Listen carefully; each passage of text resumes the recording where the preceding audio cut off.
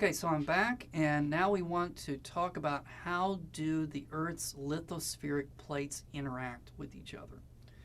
So the first one is when the plates are being pulled apart, that's going to be a divergent zone.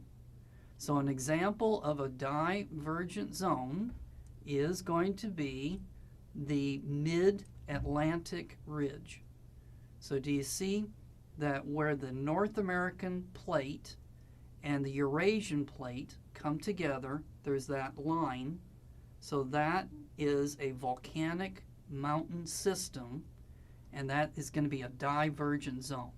So that's called the Mid-Atlantic Ridge. It's a ridge because it's a mountain system. So you've got at the Mid-Atlantic Ridge, it's going to look something like this, where you've got one plate that's going this way, and then you've got another plate that is going this way.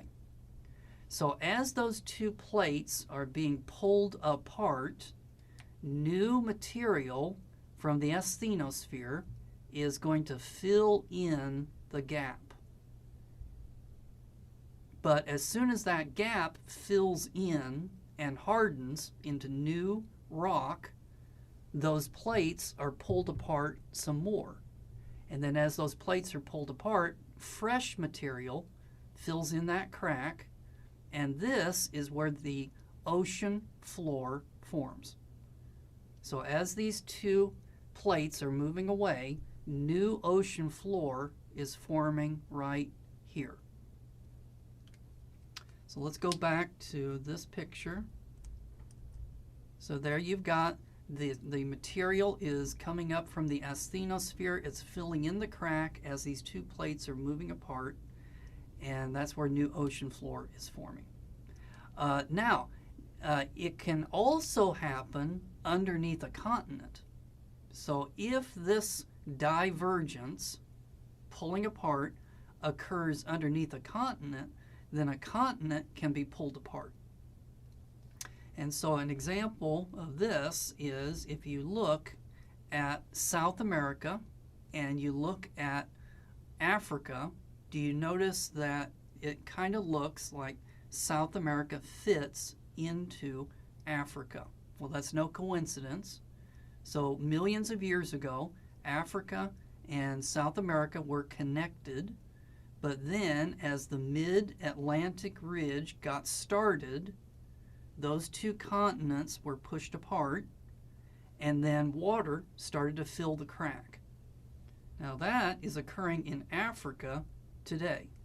So if you look in Africa, you'll see that there's a chain of lakes, Lake Victoria, Lake Tanzania.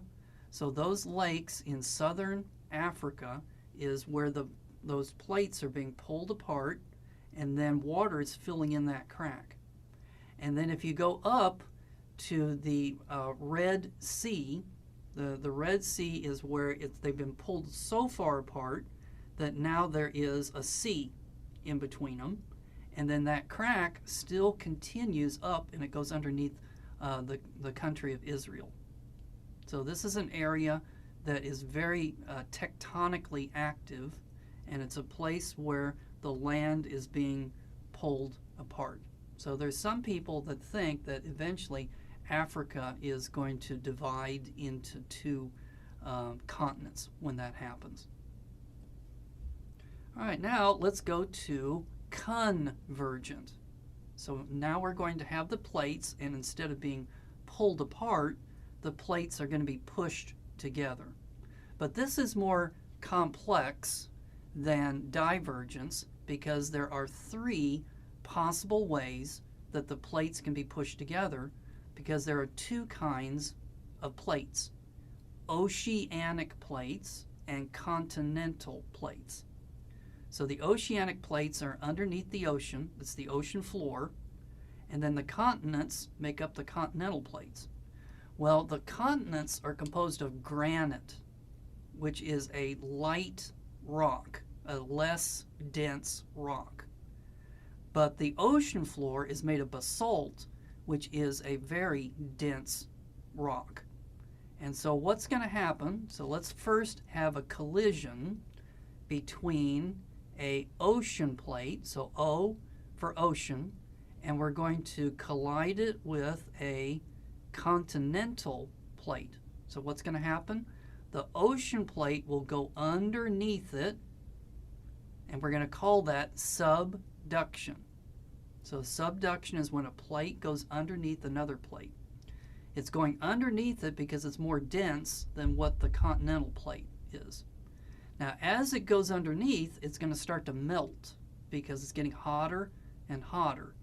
And so the heavier parts of the plate, they just continue down, and they might even pile up at the mantle core boundary.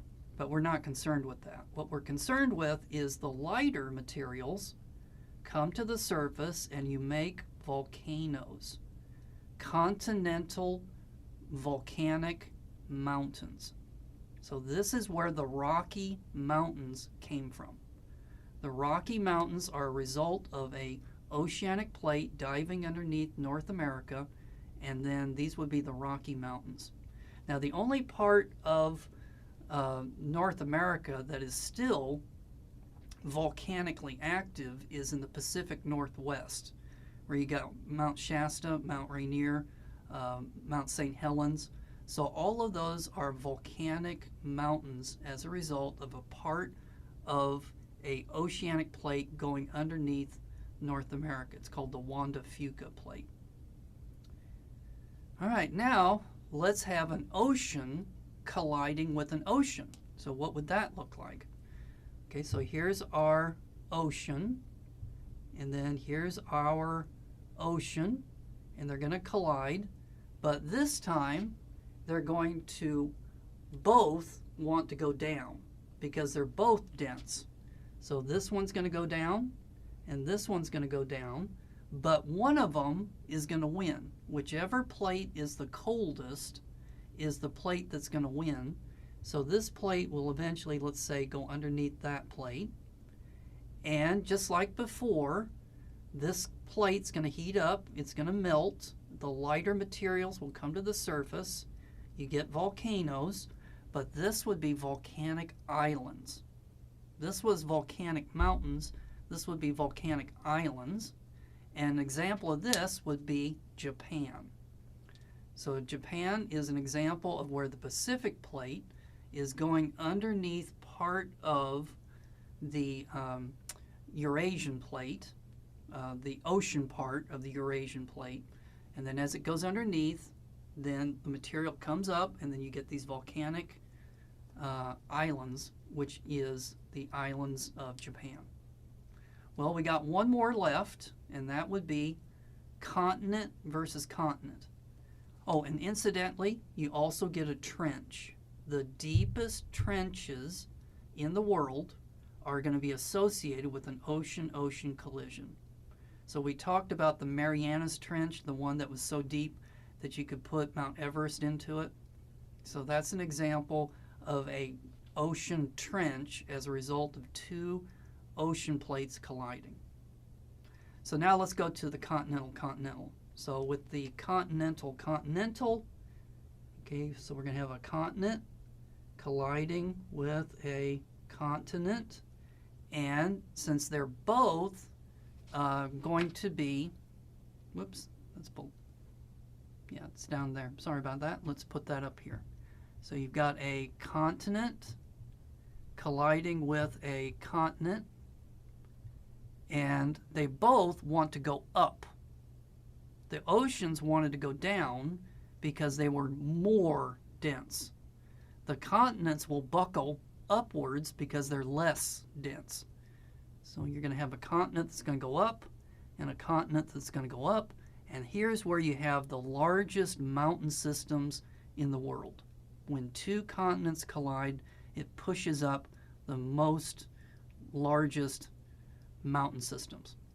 So an example of this would be the Himalayas, where you've got India, the continent of India collided with the Eurasian continent, and then it pushed up the Himalayan mountains. Another example of this is the Appalachian Mountains in North America. So imagine that at one time the Appalachians were as tall as the Himalayan mountains. So this occurred when North America collided with Africa and then also collided with Europe. We'll find out more about this later when we talk about the geological history of the Earth, but that won't be until the very last lesson. No fair going to the very last lesson, so we'll get to it. Okay, so that is what happens when plates collide. So let's take a break, and then when we come back, we're going to talk about what happens when plates slide past each other.